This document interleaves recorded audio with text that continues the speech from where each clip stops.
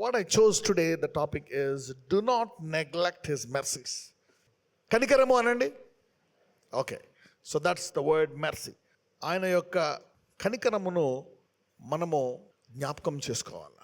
ఎందుకంటే అనేక సార్లు మన అవిశ్వాసానికి కారణము, మన హృదయ కాఠిన్యానికి కారణము, కొన్ని కష్టాలకి, కొన్ని ఆలస్యాలకి, కొన్ని నష్టాలకి ఆయన కనికరము గనక మనము లోతుగా తెలుసుకోకపోతే అఫ్కోర్స్ పరలోకానికి వెళ్తాము, కానీ ఈ భూమి మీద మరి ఆయన యొక్క సమృద్ధి గల జీవాన్ని మరి మనము చూడలేమేమో.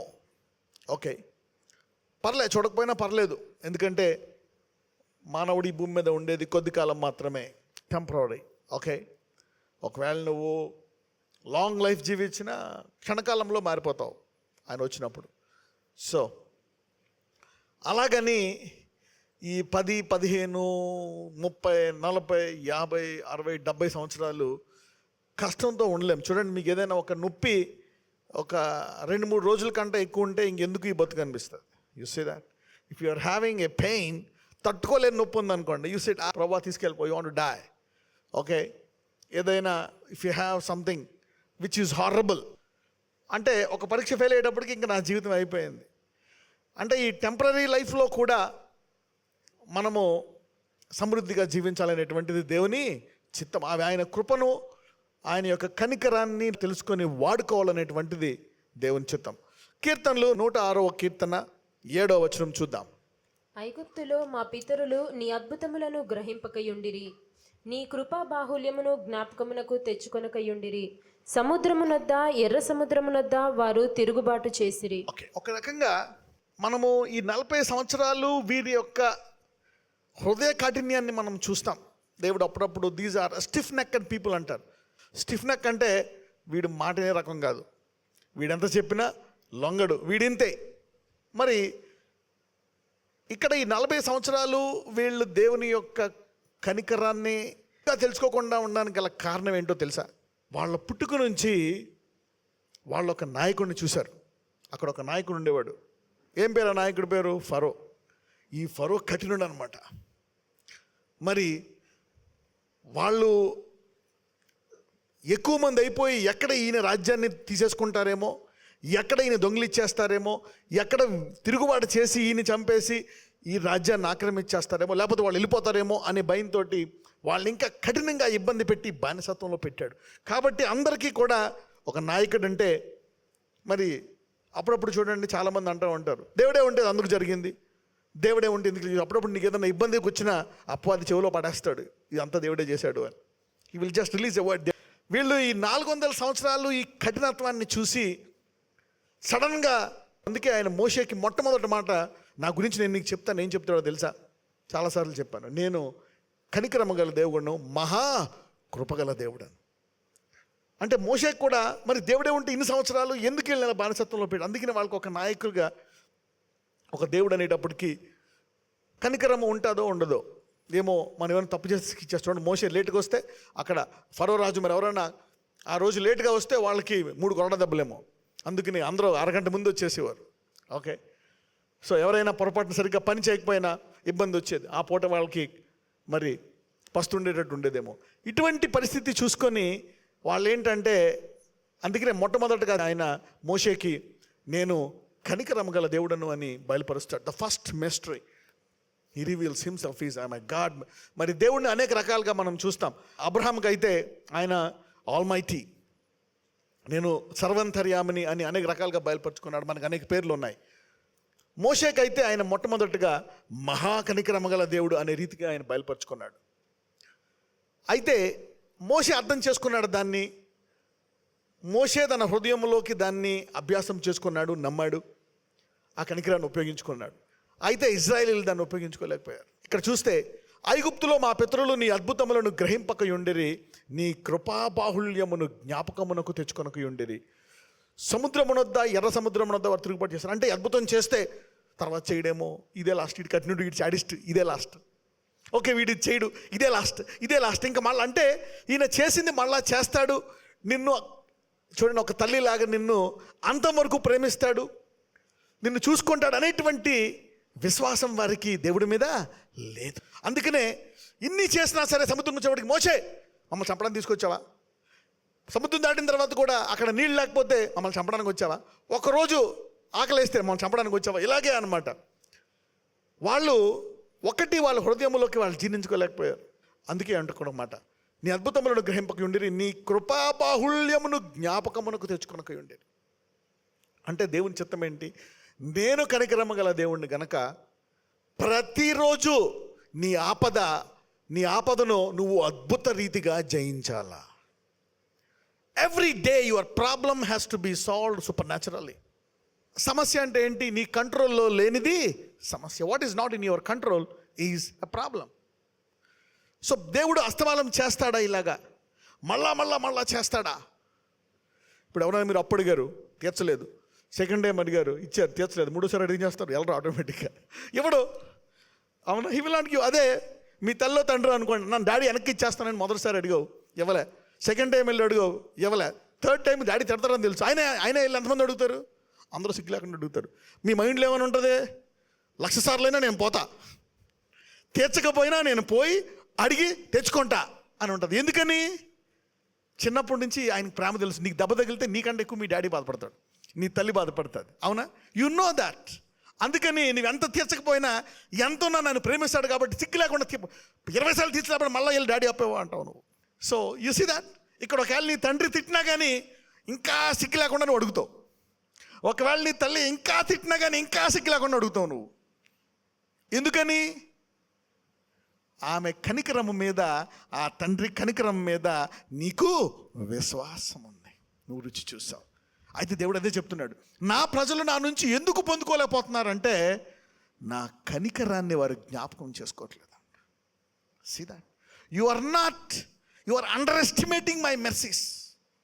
నా కృప కనికరాన్ని మీరు తక్కువ అంచనా వేస్తున్నారు. That's the reason why you. చూడండి, ఒకసారి చేస్తారు చాలా. ఎంతమంది ఏదైనా టాపిక్ ప్రార్థన చేసి ఆపేశారు? చేతులు పైకెత్తాడు. ఒకవేళ నువ్వు చేతులు పైకి వెళ్ళదంటే నువ్వు ప్రార్థన చేయలేనట్టు. You not praying. You pray and you stop. 1 సారి, 2 సార్లు, 3 సార్లు, 4 సార్లు చేస్తావు, ఆపేస్తావు. అది మమ్మీ దగ్గర ఆపుతావు అడగడం? No, you will never stop. This is what God is telling. Do not neglect his mercies. Okay, do not neglect. ఇక్కడ ఇజ్రాయేలీలు ఇప్పుడు దాకా ఇన్ని 1,00,000 అద్భుతాలు చేశాడు, 1,01 చేయడా? ఏమో, బాస్ కదా. అంటే బాస్ ఎప్పుడు కఠినుడే. మనిషి శరీరంలో ఉన్నాడు, మనం పొరపాట్లు చేస్తామని దేవుడికి తెలుసా తెలీదా? పక్కన వాళ్ళు చెప్పండి, 100% తెలుసు అనండి. Yeah, he knows it. He knows your maths. ఆయన పొరపాటు చేస్తే షాక్ అయిపోతాడా? హెవెన్ అంతా అయిపోతా, దిస్ గైడెడ్ మ్యాథ్స్ మెయిన్. షాక్లో ఉంటాడా దేవుడు? No, he is alpha and omega. ఆయన ఆది అంతము. నీ పొరపాట్లన్నీ ఎన్ని చేస్తావో లెక్క పెట్టి అంచనా. నీవు భూమి మీద 90 ఏళ్ళు ఉంటే 90 ఏళ్ళు ఎన్ని లక్షల మిస్టేక్లు చేస్తావు ఆయనకు తెలుసు. అయినప్పటికీ ఆయన నేను ప్రేమిస్తున్నాడు. You see that. సో అంటే నువ్వు, he wants you to come and ask him, take advantage of his. అలాగని నీవు పొరపాటు చేయమని ఎంకరేజ్ చేయడం కాదు. యూనో, నువ్వెంత ఆయన కృపను లోతుగా పొందుకుంటావో అసలు నీకు పొరపాట్లు చేసే ఆస్కారమే ఉండదు. If you know his grace very well, the chances of your making mistakes will come down. అందరూ చెప్పండి, నేను ఆయన కృపను లోతుగా తీసుకుంటే. మళ్ళీ చెప్పండి, నేను ఆయన కృపను లోతుగా తెలుసుకుంటే నా పొరపాట్లు తగ్గిపోతాయి. You see that your mistakes will come down. ఎందుకని? నీవు వేరే వాళ్ళు మోసం చేస్తావా, ఇబ్బంది పడతావా, ఆయన మీద ఆధారపడతావా? You will start depending on God. You see that?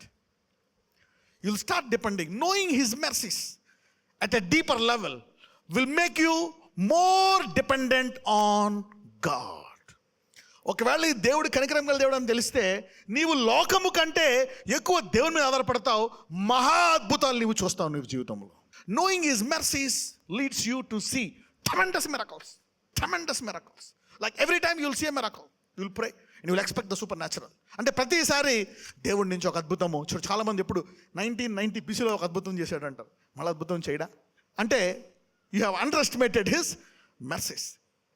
చూడండి, అందుకే అంటాడు, ఐగుప్తులో మా పితరులు నీ అద్భుతములను గ్రహింపకయుండిరి.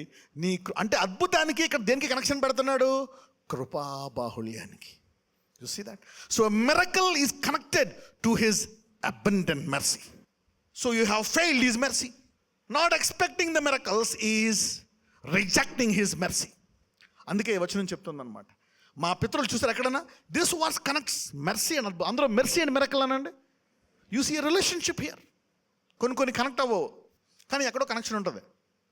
You can connect them. The mercy is connected to everything. You cannot separate. Miracle is connected to mercy. ఎప్పుడైతే మెర్సీ ఫెయిల్ అయిందో, no, if there is a deeper level of relationship in mercy, in love, then it is connected. ఈరోజు ఈ వాక్యం విన్న తర్వాత అనేకుల జీవితంలో వరద వలె అద్భుతాలు మొదలవుతాయి. You will start expecting from God. Why people are not demanding stuff on him? ఎప్పుడు కూడా బయటికి బాగుంటారు, దేవుడు శుద్ధిస్తాక లోపల ఎక్కడో బాధ, ఇది చేయలేదు దేవుడు, చేస్తారంటవా? He didn't do it. ఇప్పుడు దాకా చేయలేదు. Will he do it?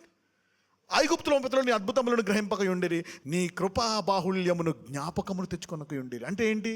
Remembering his mercies is connected to the miracles. మోషే నీటిని చేతిగా ఉంది మార్చు అనొచ్చు కదా, అంటలే. ఆకలేస్తుంది ఏమన్నా ఇయ్యి అనొచ్చు కదా, అంటలే. చంపడానికి తీసుకొచ్చావా? అదేంటిది? Why are you rebelling? Why are you not asking him to do one more miracle? ఇంకొక అద్భుతం చెయ్యి అని ఎందుకు అడగట్లేదు? ఎందుకు తిరుగుబాటు చేస్తారు? అంత దేవుడే ఉంటే ఎందుకు ఇచ్చాడు? You are not expecting one more thing. ఈ రోజు మీరందరూ ఆయన కృపలో లోతుగా వెళ్ళును గాక. May you enter into a next level of his mercies, so that you will start doing the supernatural. Fasting కరెక్టే, ఒకవేళ ఫాస్టింగ్ చేయండి, కానీ ఇప్పుడు ఈ వాక్యం తర్వాత ఏం చేయాలో తెలుసా? If you want to fast and pray and read, fast to know his mercies, pray to know his mercies. That is the connection. ఎంతమంది సూపర్ న్యాచురల్ గురించి టీచింగ్స్ విన్నారు? Mean simple. ఆయన సూపర్ న్యాచురల్కి దేంతో కనెక్షన్ అయి ఉంది? ఇక్కడ దేంతో కనెక్షన్ అయి ఉంది? కృప. అంటే సూపర్ న్యాచురల్ బాగా జరగాలంటే దేని గురించి చెప్పాలి నీకు? కృపా బాహుళ్యము గురించి చెప్పాలా? You see that why the devil attacks grace. అపవాదికి ఎందుకు కృపావాక్యం అంటే ఇష్టం ఉండదో తెలుసా? ఆ కృపావాక్యం ధర్మశాస్త్రంలోనే ఉండాలి. ఒకవేళ నువ్వు కృపావాక్యాన్ని లోతుగా తెలుసుకుంటే నీ జీవితంలో ఏం జరుగుతాయి? అద్భుతాలు. Why the devil hates his mercies? It doesn't want you know his. ఆయన కృప గురించి తెలుసుకోవడం ఇష్టం ఉండదు. పాడైపోతారు. ఏమో కృప గురించి చేస్తే పాపాలు ఎక్కువ చేస్తారు. అరే, ఆయన కృప గురించి తెలిస్తే నువ్వు పాపాలు చేసే స్కోప్ తగ్గిపోతుంది. ఆయన మీదే ఆధారపడతావు, ఆయనే అడుగుతావు, ఆయనకే మనపడతావు. చేస్తాడు, ఆయనే చేస్తాడు. పౌలు అంటాడు, నేను యేసుక్రీస్తు ద్వారా సమస్తమును చేయగలను. కాబట్టి ఎవరిని మోసం చేయాల్సిన పని లేదు, అడగాల్సిన ఇబ్బంది పెట్టాల్సిన పని లేదు. So your sin level will come to zero, your mistake level will come down. ఎవరితో అబద్ధం ఆడాలి ఛాన్స్ కూడా ఉండదు. సో చూడండి, a simple concept of grace is very powerful. పక్కన చెప్పండి, కృపావాక్యము గొప్ప అద్భుతం, అంత శక్తివంతమైందనండి. You see that his mercy is as powerful as raising the dead. అందుకనే బైబిల్లో అంటాడు, ఫెయిత్ కూడా ఫెయిల్ అయిపోతుందేమో, but love will not fail anything. But when you know the love, you are connected to God. That means law can disconnect you. Okay, చూద్దాం. 108వ కీర్తన 4వ వచనము. యెహోవా, నీ కృప ఆకాశము కంటే ఎత్తైనది, నీ సత్యము మేఘములంత ఎత్తుగానున్నది. You see that this man, the reason why David went to the top. అందరూ గొలియాత్ గురించి చెప్తారు, గొలియాత్ కొట్టేసారు, మనం కూడా కొట్టాలా? ఏడు కొట్టేది? Where is the input? Where is the input man? You say you need the output. గొలియాత్ని కొట్టాలి, కరెక్టే, గొలియాత్ పెద్దోడే, కానీ నీ బలహీనతలు చూసుకుంటావు. నేను ఇలాగాని. అయితే దావీదుకు తెలిసినటువంటి ఈ మిస్టరీ ఏంటంటే, నీ కృప ఆకాశము కంటే, ఈ రోజు నుంచి ఆకాశము కంటే ఎత్తైన కృపను నీవు చూడును గాక.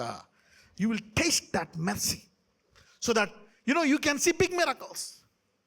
The level of mercy you can understand is proportionate to the level of miracle that you can expect from God. ఆయన ఎంత కనికరం గలవాడని తెలుసుకుంటే అంత గొప్ప అద్భుతాన్ని నువ్వు నీ జీవితంలో ఆశపడగలవు. నీ జీవితంలో జరిగించేటువంటి మరి ఆశా విశ్వాసం కూడా దేవుడు నీకు ఇస్తాడు. Okay, now this is one of the key. 89వ కీర్తనకి వెళ్దాం. Let's read verse 28. నా కృప నిత్యము అతనికి తోడుగా నుండి చేసేదను, నా నిబంధన అతనితో స్థిరముగా నుండును. ఇది దేవుడు దావీదుతో చేసినటువంటి ఒక నిబంధన. God made a covenant with David based on his mercy. నా కృప నిత్యము అతని తోడుగా. అంటే ఇక్కడ దావీదు గురించి దేవుడు మాట్లాడుతూ ఉంటున్నాడు అనమాట. దాన్ని దావీదు ఒకసారి జ్ఞాపకం చేస్తాడు. దావీదు జ్ఞాపకం చేసి, ప్రభువా, ఇదిగో నీ కృప నిత్యము నాకు తోడుగా ఉంటుందన్నావు కదా, మరి ఈ నిబంధన స్థిరముగా ఉంటుంది. చూడండి, ఏదైనా నిబంధన నీలో స్థిరముగా ఉండాలి అంటే దానికి అది దేనికి కనెక్ట్ అయి ఉండాలా? కృపకు కనెక్ట్ అయ్యి ఉండాలి. Only if God's grace, if you feel that God's grace is stable, then the covenant is stable. So your covenant is connected to the mercy level. దేవుడు నా జీవితంలో అద్భుతం చేస్తాడని ఆశీర్దిస్తాడు, ఎన్ని చేస్తాడు అనడానికి నీవు స్థిరముగా ఉండాలంటే ఆయన నన్ను ప్రేమిస్తున్నాడు, ఆయన కృప నా మీద ఎప్పుడూ స్థిరంగా ఉంటుంది, నేను కొన్ని మంచి చేసినా కొన్ని చెడు చేసినా ఆయన కృప స్థిరంగా ఉంటుంది అనుకుంటేనే ఆ నిబంధన స్థిరంగా ఉంటుంది. ఎంతమందికి అర్థమైంది ఇది? You see that how the covenant is connected is to the mercy. అయితే ఇప్పుడు దావీదు ఏం చేస్తాడు? పొరపాటు చేస్తాడు. అలాగని ఐఎమ్ నాట్ ఎంకరేజింగ్ సిన్. చూడండి, దీన్ని ట్విస్ట్ చేసి తప్పుగా అర్థం చేసుకోవచ్చు. మరి దీనివల్ల ఇంకా పాపాలు ఎక్కువ చేస్తారు, మరి దేవుడు భయం ఎక్కడిది, మరి ఇలాగెక్కడ అలాగెక్కడ అంటారు. దేవుడు ఆ వ్యభిచారం చేసే స్త్రీని, అమ్మ నేను నిన్ను క్షమిస్తున్నాను అంటే ఏంటి, మళ్ళీ చేసేమనా? ఏమంటాడు? నువ్వు ఎందుకు చేస్తున్నావు ఆ పని? డబ్బుల కోసం. పక్షులను పోషిస్తున్నా, జంతువులను పోషిస్తున్నా, నా స్వరూపంలో నేను పోషించనా, నువ్వు నా మీద ఆధారపడకుండా ఆ చెడు వృత్తి మీద ఎందుకు ఆధారపడుతున్నావు? నీకు ఆ వృత్తితో లక్ష్యం వస్తే నువ్వు నా మీద ఆధారపడితే నేను నీకు ₹1,00,00,000 ఇవ్వగలను. సో ఆయన కనికరం తెలిసిన తర్వాత ఆ స్త్రీ ఏం చేస్తుంది? వాళ్ళ మీద ఆధారపడడం మానేసి యేసయ్య మీద ఆధారపడుతుంది. ఇక ఆ వృత్తికి నమస్కారము. You got it now? So దీనివల్ల ఆమె పరిశుద్ధురాలయ్యిందా? She became holy. His mercy makes you holy. ఆయన కృప నేను ఎలా చేస్తుంది? పరిశుద్ధంగా చేస్తుంది. Mercy will not lead you to wrong way. Law ఎవరికి? ఆయన కృప లేదు అన్నవాడికి కర్ర చేసినప్పుడల్లా ఎసై కర్రతో పడిపోతుందని భయంతో చేయడు. అందుకనే it's better to know the mercy than the law. అదే ఆ లా వల్ల వాక్యం కరెక్ట్గా ఉండే వ్యక్తికి లా తీస్తామని ఏం చేస్తాడు? వెంటనే మిస్టేక్స్ చేసేస్తాడు. అదే కనికరం తెలిసినాడు ఏం చేస్తాడు? లా ఉన్నా లేకపోయినా he standard is righteousness. You see that? Do not neglect his mercies. Okay, చూద్దాం. ఇప్పుడు దావీదు పడిపోయాడు, పాపం చేశాడు, పడిపోయాడు, రోగాలు వచ్చేసాయి, కష్టాలు వచ్చేసాయి, రాజరికం పోయింది. అప్పుడు దావీదుకు ఒకటి తెలుసు, నీ కృప ఆకాశము కంటే మీరు మీ కంటికి చూస్తే మీకు మ్యాక్సిమం కనబడేది ఏంటి? ఎక్కడ? ఆకాశం. అంతకంటే పైన కనబడుతుందా? కనపడదు. అదే టెలిస్కోప్ పెట్టామనుకోండి, అప్పుడు కనపడతాయి లోపల. అలాగే దావీదుకి రెవల్యూషన్ ద్వారా దేవుని యొక్క లోతైనటువంటి ఆ మర్మముల ద్వారా ఏదైతే ఆగిపోద్ది అనుకుంటారో అది దాటి దేవుడు చూపిస్తున్నాడు. I still love you. You see that? కాబట్టి ఇప్పుడు దావీదు ఏ రకంగా ప్రార్థిస్తాడో చూద్దాం. Let us see the prayer of David. 38 నుంచి చదువుదాం. Let's read from 38 till 49 step by step. ఇట్లు సెలవిచ్చియుండియు నీవు మమ్ము విడనాడి విసర్జించి ఉన్నావు. ఏమంటున్నాడు? నీ కృప విడవను అన్నావు, నా నిబంధన స్థిరపరుస్తానని ఇలా సెలవిచ్చి మమ్మును విడనాడి విసర్జించేసావు నువ్వు. అంటే నా ప్రార్థన ఆలకించట్లే, నా దిండు తడిచిపోతుంది కన్నీటితోటి, నింపితోటి నేను మొరపెడుతున్నా. You are not hearing my prayer. నీవు మమ్మల్ని విడనాడి విసర్జించి ఉన్నావు. నీ అభిషక్తుని మీద నీవు అధిక కోపము చూపి ఉన్నావు. నీ సేవకుని నిబంధన నీకు అసహ్యమాయెను. అతని కిరీటమును నేల పడద్రోసి అపవిత్రపరిచి ఉన్నావు. ఒక 2 సంవత్సరాలు దావీదు రాజుగా లేడు. ఎవరున్నారా 2 సంవత్సరాలు? You see that? There was a person there who was there for a little bit of time. Absalom took it. You see that? Yeah, he took it and he tried. కానీ లాస్ట్లో అబ్షాలోమ్ చనిపోతాడు. అవునా? భూమికి పైన తన జుట్టు దానికి వెళ్ళి చనిపోతాడు. Anyway, let's read. అతని కంచెలనియు నీవు తెగగొట్టి ఉన్నావు, అతని కోటలు పాడు చేసి ఉన్నావు. త్రోవను పోవు వారందరూ అతన్ని దోచుకొనిచున్నారు. అంటే దావీదు చేసుకున్న దానికి అది జరిగింది కాబట్టి అది యాక్సెప్ట్ చేయాలా? రండి చదవండి. కానీ ఇక్కడ ఏమంటున్నాడు? ఎందుకు తెగొట్టావు అంటే ఏంటి? నీ కనికరం ఎందుకు ఫెయిల్ అయ్యింది? సౌల్కి ఇక్కడే తెలియదు ఈ దేవుడు కనికరం గల దేవుడు అని. అందుకని ఈ రాజ్యం స్థిరపరుస్తాడా లేదా అని శత్రువులందరి మీద యుద్ధం చేయడం మొదలుపెట్టాడు. చూసారా? తన రాజ్యం కాపాడుకోవడం కోసం టాక్టిక్స్ అన్నీ చేయడం మొదలుపెట్టాడు. రకరకాల పన్నాగాలు చేయడం మొదలుపెట్టాడు. ఎక్కువ ఆధారపడడం మొదలుపెట్టాడు ఆ దేశం మీద, దేవుడి మీద కంటే. అంటే దేవుడు మళ్ళీ తీసేసుకుంటాడేమో, నేనే దీన్ని కాచుకోవాలి. కానీ దేవుడు ఏమన్నాడు సౌలుతో కూడా? ఒకవేళ నీవు నాతో చక్కగా ఉంటే నీ పిల్లలు అసలు దావీదుకు వచ్చేదే కాదు. మన దేవుడు సౌలు దేవుడు అయ్యేవాడు. దావీదు నేను నీ పిల్లలు సూర్యుడున్నంత కాలము ఒకళ్ళు రాజుగా ఉండక మానరు అంటాడు. అంటే దేవుడు కృపగలవాడా కాదా? ఇక్కడ లోపం రావడం వల్ల సౌలు రాజ్యాన్ని పోగొట్టుకున్నాడు. చదవండి. త్రోవను పోవు వారందరూ అతన్ని దోచుకొనిచున్నారు, అతడు తన పొరుగువానికి నిందాస్పదుడాయను. అతని విరోధుల కుడి చేతిని నీవు హెచ్చించి ఉన్నావు, అతని శత్రువులనందరినీ నీవు సంతోషపరిచి ఉన్నావు. అతని ఖడ్గము ఏమీయూ సాధింపకుండా చేసి ఉన్నావు, యుద్ధమందు అతని నిలవబెట్టుకున్నావు. He couldn't even stand in the war. రా చదవమ్మా. అతని వైభవమును మాన్పి ఉన్నావు, అతని సింహాసనమును నేల పడగొట్టి ఉన్నావు. అతని యవ్వన దినములను తగ్గించి ఉన్నావు. సిగ్గుతో అతన్ని కప్పి ఉన్నావు. అంటే వీక్ అయిపోయినా, బికేమ్ వీక్. నేను యుద్ధానికి వెళ్ళలేకపోతున్నాను. యా, చదవండి. యెహోవా, ఎంతవరకు నీవు దాగి ఉందువు? నిత్యము దాగి ఉందువా? ఎంతవరకు నీ ఉగ్రత అగ్నివలే మండును? నా ఆయుష్కాలము ఎంతో కొద్దిదో జ్ఞాపకము చేసుకొనుము. ఎంత వ్యర్థముగా నీవు నరులందరినీ సృజించి ఉన్నావు. మరణమును చూడక బ్రతుకు నరుడెవడు? పాతాళం యొక్క అప్పుడప్పుడు మనోళ్ళు ఇలాంటివి బాగా పికప్ చేసుకుంటారు. యూనో, ఆ వ్యక్తి విశ్వాసంలో పికప్ చేయడు, డిప్రెషన్లో ఎడుతూ రాశాడు అనుకో, డైలాగులు పట్టుకుంటారు. కరెక్టే. Don't take out of context and make it the standard word of God. No, don't take out of context. God has written with good sense.